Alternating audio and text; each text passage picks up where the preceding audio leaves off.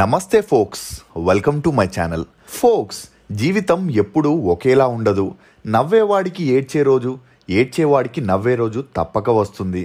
కానీ కాస్త ఓపిక పట్టాలంతే. అసలు నేను ఈ మాట చెప్పడానికి గల కారణం, హీరో మాస్ మహారాజా రవితేజ. ఎవరి సపోర్ట్ లేకుండా ఎదిగిన నటులు చాలా తక్కువ మందే ఉన్నారు. అందులోనూ స్టార్ హీరో కావడం అంటే చిన్న విషయం కాదు. ఈ కోవకు చెందిన అరుదైన నటుడు రవితేజ. సినిమానే ఊపిరిగా బ్రతికిన రవితేజ లైట్ బాయ్ నుండి పరిశ్రమలో దొరికిన ప్రతి పనిని చేశాడు. ఏళ్ల తరబడి అవకాశం కోసం ఎదురు చూశాడు. Vamp, comedian, side hero, second hero, villain, supporting actor, ఇలా అన్ని రకాల పాత్రలను చేశాడు. అతని కష్టానికి తగిన గుర్తింపు దక్కింది, నిరీక్షణకు తగిన ఫలితం లభించింది. ఇట్లు శ్రావణి సుబ్రహ్మణ్యం. అవును, వాళ్ళిద్దరూ ఇష్టపడ్డారు. ఈడియట్, ఖడ్గం వంటి చిత్రాలు ఆయన్ని హీరోగా నిలబెట్టాయి. స్టార్ హీరోగా ఎదిగి కోట్లు తీసుకునే రేంజ్కు వెళ్ళాడు. ఒకప్పుడు చిరంజీవి సినిమాలో చిన్న చిన్న పాత్రలు చేసిన రవితేజ ఆయనతో పాటు హీరోగా స్క్రీన్ షేర్ చేసుకునే స్థాయికి చేరారు. రవితేజ ఈ స్థాయికి వస్తారని ఆయన కూడా అనుకోలేదు. ఇంత కష్టపడి హీరోగా ఎదిగిన రవితేజ ప్రొడ్యూసర్గా సక్సెస్ అవ్వలేకపోతున్నాడు. రవితేజ ఎంతో నమ్మి రిస్క్ చేసిన సినిమా రావణాసుర. చాలా కాలం తర్వాత మాస్ మహారాజా గ్రే షేడ్ ఉన్న క్యారెక్టర్లో నటించడంతో రిలీజ్కి ముందే ఈ మూవీ మీద మంచి బజ్ క్రియేట్ అయింది. కానీ రిలీజ్ తర్వాత సీన్ రివర్స్ అయింది. రావణాసుర కూడా రొటీన్ రివెంజ్ డ్రామా అంటూ రిజెక్ట్ చేశారు ఆడియన్స్. దీంతో హీరోగానే కాదు, నిర్మాతగాను రవితేజ ఖాతాలో మరో ఫెయిల్యూర్ యాడ్ అయింది. గతంలోనూ రవితేజ నిర్మాతగా తెరకెక్కించిన సినిమాలు అనుకున్నంత స్థాయిలో వర్కౌట్ అవ్వలేదు. రామారావు ఆన్ డ్యూటీని ఎంతో ఇష్టపడి ప్రొడ్యూస్ చేశారు. రవితేజ డిఫరెంట్ క్యారెక్టర్తో తెరకెక్కిన ఈ మూవీ అట్టర్ ఫ్లాప్ అయింది.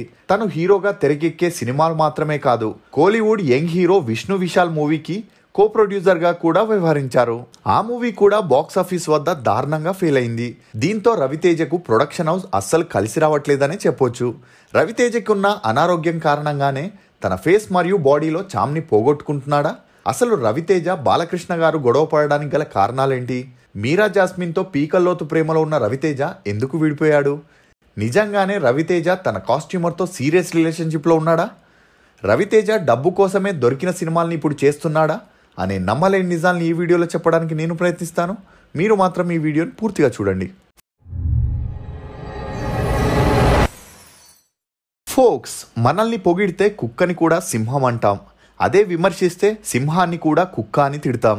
ఇక్కడ నిజానిజాలతో పని లేదు, ఆత్మస్థుతితో అసలు అవసరమే లేదు. భూపతిరాజు రవిశంకర్ రాజు అలియాస్ రవితేజ 1968 ఆంధ్రప్రదేశ్లోని జగ్గంపేటలో జన్మించాడు. తండ్రి భూపతిరాజు గోపాలరాజు, తల్లి రాజ్యలక్ష్మి. ఇతనికి భరతరాజు, రఘురాజు అనే ఇద్దరు తమ్ముళ్ళు కూడా ఉన్నారు. తండ్రి ఫార్మసిస్ట్గా పనిచేస్తూ ఆల్ ఓవర్ ఇండియాలో తిరుగుతుండడం వల్ల రవితేజ తన తల్లి కొన్ని సంవత్సరాలు తండ్రితోనే తిరిగేవాళ్ళు. అలా నార్త్ మూవీస్ని చూస్తూ రవితేజ అమితాబ్ బచ్చన్కి ఫ్యాన్ అయ్యాడు. ఆ తర్వాత రవితేజ ఫ్యామిలీ విజయవాడ వచ్చి సెటిల్ అయ్యారు. రవితేజ తన స్కూలింగ్ని విజయవాడలోని ప్రాథమిక పాఠశాలలో చదివాడు. చిన్నప్పటి నుండి అమితాబ్ బచ్చన్లా హీరో అవ్వాలని, తనలాగే యాక్ట్ చేయడం, హిందీ యాక్టర్స్ లాగా మిమిక్రీ చేస్తూ ఉండేవాడు. అలా విజయవాడలోని సిద్ధార్థ డిగ్రీ కాలేజీలో BA చదువుతున్నప్పుడే చదువుల మీద ఇంట్రెస్ట్ లేక ఇంట్లో చెప్పకుండా చదువుని సగంలోనే వదిలేసి చెన్నై ట్రైన్ ఎక్కేశాడు. తను చెన్నై వెళ్ళగానే ఛాన్సులు ఈజీగా వస్తాయని అనుకున్న రవితేజకి అక్కడికి వెళ్ళాక చుక్కలు కనిపించాయి. అలా చెన్నైకి వెళ్ళగానే తన పేరుని రవితేజగా మార్చుకొని ఛాన్స్ల కోసం చెన్నైలో ప్రతి ఆఫీస్కి వెళ్ళి ఆడిషన్ ఇస్తుండేవాడు. అయినా ఎవరూ ఇతనికి అవకాశం ఇవ్వలేదనే చెప్పొచ్చు. అలా తిరుగుతున్నప్పుడే డైరెక్టర్ గుణశేఖర్, YVS చౌదరిని కలవడం, ఈ ముగ్గురికి మంచి స్నేహం కుదిరి ఒకే రూమ్లో ఉంటూ ఛాన్స్ల కోసం ట్రై చేస్తుండేవారు. అలా కొన్ని నెలలు ట్రై చేసినా ఛాన్సులు రాకపోయేసరికి తన ఆర్థిక పరిస్థితి దారుణంగా మారి తినడానికి తిండి లేని పరిస్థితికి రవితేజ రావడంతో కొన్ని తమిళ్, తెలుగు మూవీస్లో జూనియర్ ఆర్టిస్ట్గా పనిచేశాడు. అలా జూనియర్ ఆర్టిస్ట్గా పనిచేస్తూనే ఇంకోవైపు హీరోగా ట్రై చేస్తుండేవాడు. కానీ అప్పుడే 1990లో విజయశాంతి నటించిన కర్తవ్య మూవీలో సాయి కుమార్ ఫ్రెండ్గా ఒక చిన్న పాత్ర వేసే అవకాశం వచ్చింది. రవితేజ ఆ పాత్రని వదులుకోలేదు. ఎందుకంటే అమితాబ్ బచ్చన్ కూడా చిన్న చిన్న పాత్రలు వేస్తూ స్టార్గా ఎదిగాడని ఇన్స్పైర్ అయ్యి దొరికిన పాత్రలను చేయడం మొదలెట్టాడు. అలా చిరంజీవి గారితో హిందీలో ఆజ్కా గూండా రాజాలో చిన్న పాత్ర చేశారు. కానీ ఆ మూవీలో ఏ గుర్తింపు రాలేదని చెప్పొచ్చు. అప్పుడే తనకు తెలిసిన ఫ్రెండ్స్ రవితేజని చూసి, నువ్వు హీరోవి కాదు కదా, ఒక సపోర్టింగ్ ఆర్టిస్ట్వి కూడా కాలేవు, నీ ఫేస్కి అంత సినిమా లేదు అని అవమానించడంతో రవితేజ చాలా డిసప్పాయింట్ అయి ఇంటికి వెళ్ళలేక ఎలాగైనా యాక్టర్ అవ్వాలనే తన కలని పక్కకు పెట్టి డైరెక్టర్ అవ్వాలని నిర్ధారించుకున్నాడు. అందుకుగాను అసిస్టెంట్ డైరెక్టర్గా చేరి పని నేర్చుకోవాలనుకునే సమయంలోనే తెలుగు ఇండస్ట్రీ చెన్నై నుండి హైదరాబాద్కి షిఫ్ట్ అవుతూ ఉండేది. దీంతో హైదరాబాద్ వచ్చిన రవితేజ కొంతమంది డైరెక్టర్స్ దగ్గర అసిస్టెంట్గా పనిచేశాడు. కానీ వాళ్ళు నెలల తరబడి పని చేపించుకొని డబ్బులు మాత్రం ఇచ్చేవాళ్ళు కాదు. దీంతో రూమ్ రెంట్ కట్టేందుకు కూడా డబ్బులు లేక తినేందుకు తిండి లేని స్థితికి వచ్చి ఇక ఇంటికి వెళ్ళిపోదామనే సిచ్యువేషన్లో ఉన్న రవితేజకి ఒక మేనేజర్ ద్వారా డైరెక్టర్ మంజులా నాయుడు గారి సీరియల్కి అసిస్టెంట్ డైరెక్టర్గా నెల జీతానికి చేరాడు. అక్కడే డైరెక్టర్ పూరి జగన్నాథ్ని రవితేజ కలవడం జరిగింది. తన గురించి పూరికి ఇంట్రడ్యూస్ చేసుకోగా అందుకు పూరి కృష్ణవంశీ నిన్నే పెళ్లాడతా మూవీ చేస్తున్నాడు, ఆ మూవీకి అసిస్టెంట్ డైరెక్టర్గా చేయమని రికమెండ్ చేయడం కూడా జరిగింది. ఆ మూవీలోనే బ్రహ్మాజీతో రవితేజకి మంచి పరిచయం ఏర్పడింది. అలా సెట్లో రవితేజ మిమిక్రీ బాగా చేయడంతో లంచ్ బ్రేక్లో అందరూ రవితేజ కామెడీ మిమిక్రీకి పడిపడి నవ్వేవాళ్ళు. ఈ కామెడీ సెన్స్ ని చూసిన డైరెక్టర్ కృష్ణవంశీ అప్పటికప్పుడే రవితేజ కోసం ఒక కామెడీ సీన్ రాసి ఆ సీన్ ని రవితేజతో నిన్నే పెళ్లాడతా మూవీలో చేపించాడు. ఆ మూవీ 1996లో రిలీజ్ అయి బ్లాక్ బస్టర్ హిట్ అయింది. ఆ తర్వాత బ్రహ్మాజీని హీరోగా పెట్టుకొని సింధూరం మూవీని కృష్ణవంశీ ప్లాన్ చేశాడు. అందులో సెకండ్ హీరో కామెడీ చేసే క్యారెక్టర్ని బ్రహ్మాజీ రవితేజని సజెస్ట్ చేయడం విశేషం. ఆ మూవీ 1997లో రిలీజ్ అయి బాక్సాఫీస్ వద్ద బోల్తా కొట్టింది. కానీ అందులో రవితేజ పాత్రకి మాత్రం మంచి గుర్తింపు లభించింది. ఆ వెంటనే సీతారామరాజులో ఒక పాత్రకు నాగార్జుననే రవితేజని రికమెండ్ చేయడం జరిగింది. ఆ మూవీలో ఫుల్ లెంత్ క్యారెక్టర్ చేయడంతో రవితేజకి వేరే మూవీస్లో సపోర్టింగ్ రోల్స్ కోసం ఆఫర్స్ వెతుక్కుంటూ వచ్చాయి. అలా 1999లో డైరెక్టర్ శ్రీను వైట్ల డైరెక్షన్లో నీకోసం మూవీని హీరోగా చేసే ఛాన్స్ వచ్చింది. ఆ మూవీ రిలీజ్ అయి బాక్సాఫీస్ వద్ద బోల్తా కొట్టిన ఆ మూవీకి గాను రవితేజ నంది అవార్డుని గెలుచుకున్నాడు. అప్పుడే పూరి జగన్నాథ్ శ్రావణి సుబ్రహ్మణ్యం మూవీకి కొంతమంది హీరోస్ని అప్రోచ్ చేస్తుండగా ఆల్రెడీ ఆ మూవీ స్టోరీ తెలిసిన కృష్ణవంశీ పూరికి, నీ స్టోరీకి కరెక్ట్గా సెట్ అయ్యే హీరో రవితేజ మాత్రమే, వేరే హీరోలు ఈ క్యారెక్టర్కి సెట్ అవ్వరని చెప్పగానే ఆ మూవీలో రవితేజని హీరోగా పూరి ఫిక్స్ చేయడం జరిగింది. ఆ మూవీ 2001లో రిలీజ్ అయి కమర్షియల్గా హిట్ అయింది కానీ రవితేజకి మాత్రం స్టార్డమ్ని తీసుకురాలేదు. ఇక వెంటనే చేసిన అవును వాళ్ళిద్దరు ఇష్టపడ్డారు కూడా బాక్సాఫీస్ వద్ద మంచి కలెక్షన్ని రాబట్టినా రవితేజకి ఆ హీరోయిజం మాత్రం రాలేదు.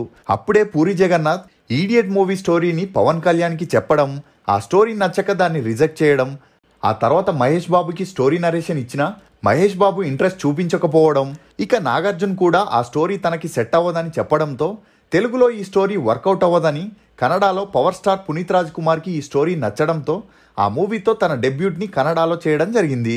ఆ మూవీ రిలీజ్ అయి బ్లాక్ బస్టర్ హిట్ అవడంతో తనతో మంచి తోడుగా ఫ్రెండ్గా ఉండే రవితేజతో ఆ మూవీని తెలుగులో చేయాలని నిర్ణయించుకొని ఆ మూవీ షూటింగ్ని 3 నెలల్లో కంప్లీట్ చేసి 2002లో రిలీజ్ చేయడం జరిగింది. ఆ మూవీ రిలీజ్ అయి రాత్రికి రాత్రే రవితేజకి స్టార్డమ్ తీసుకొచ్చింది. ఆ వెంటనే వచ్చిన కృష్ణవంశీతో ఖడ్గం, ఆ తర్వాత వచ్చిన అమ్మా నాన్న ఓ తమిళ అమ్మాయి మూవీస్ బ్లాక్ బస్టర్ హిట్ అవడంతో హ్యాట్రిక్ కొట్టిన హీరోగా రవితేజకి మాస్ మహారాజా పేరుని తెచ్చిపెట్టింది. అప్పటి నుండి రవితేజ వెనక్కి తిరిగి చూడాల్సిన అవసరమే రాలేదు. అలా kick, kick 2, Bengal tiger, Raja the great, crack, Dhamaka, Ravanasura అని ఇప్పటి వరకు హీరోగా, సపోర్టింగ్ ఆర్టిస్ట్గా, ఫ్రెండ్ క్యారెక్టర్లో 60 సినిమాలకు పైగా యాక్ట్ చేశాడు. రవితేజ నటనకు గాను 3 నంది అవార్డ్స్ని గెలుచుకున్నాడు. ఇది రవితేజకి సంబంధించిన ప్రొఫెషనల్ లైఫ్. ఇక పర్సనల్ లైఫ్కి వస్తే సినిమాల్లో తనకి స్టార్డమ్ వచ్చిన తర్వాత రవితేజ తన మామ కూతురైన కళ్యాణిని 2002 మే 26న పెళ్లి చేసుకున్నాడు.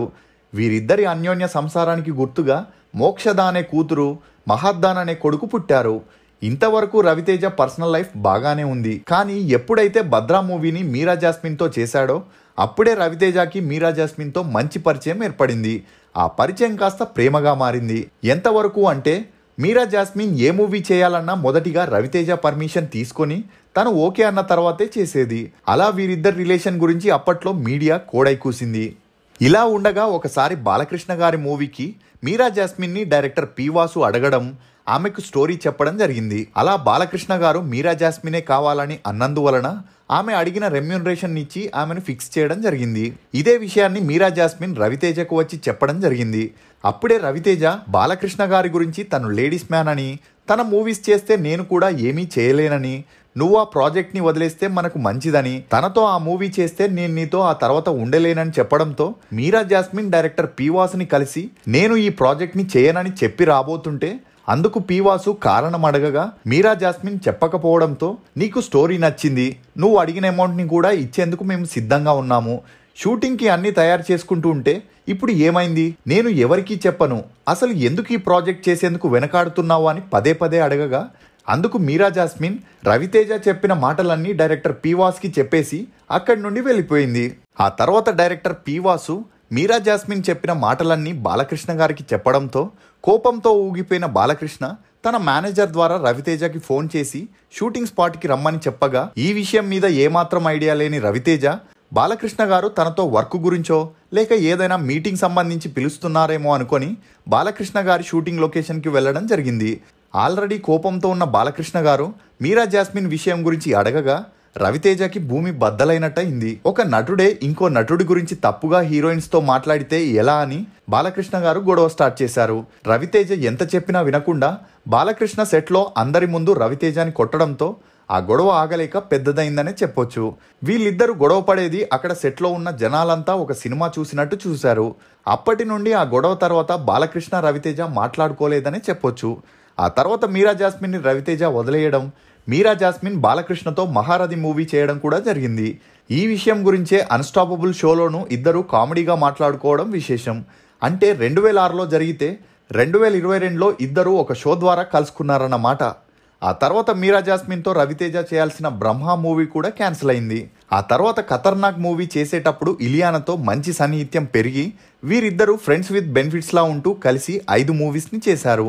రవితేజతో చేస్తూనే ఇలియానా స్టార్ హీరోయిన్గా టాలీవుడ్లో ఎదిగింది.